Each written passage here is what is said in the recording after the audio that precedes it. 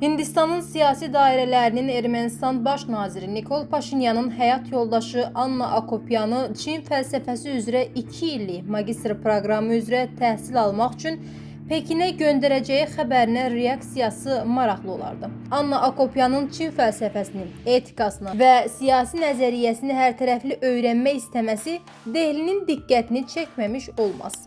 Bu barədə politoloq Elxan Şahinoğlu bildirib. Nikol Paşinyanın Çinlə tərəfdaşlığı gücləndirməyə çalışmasında qəribə heç nə yoxdur. Çinin iqtisadi gücü və kreditləri dünyanın bir çox dövlətini bu ölkə ilə sıx əməkdaşlığa cəlb edib.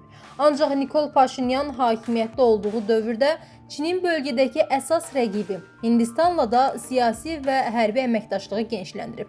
Hindistan Ermənistana raket kompleksləri satıb. Növbədə hərbi təyyarələrin satışıdır. Anna Akopyansa Çini seçib.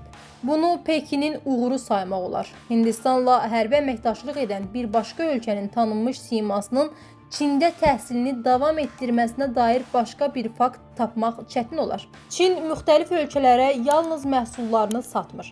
Əməkdaşlıq etdiyi ölkələrin, o cümlədən tərəfdaşlarının sirlərini də öyrənməyə, təsir agentləri formalaşdırmağa çalışır. Çin kəşfiyyatının strateji tərəfdaş adlandırdığı Rusiyada kəşfiyyat işini genişləndirməsinə dair Qərb mətbuatında yayımlanan hesabat buna misaldır. Anna Akopyan təhsilini bitirib geri döndükdən sonra həyat yoldaşı hələ hakimiyyətdə olarsa, o Çinin əsas lobbiçilərindən biri olacaq.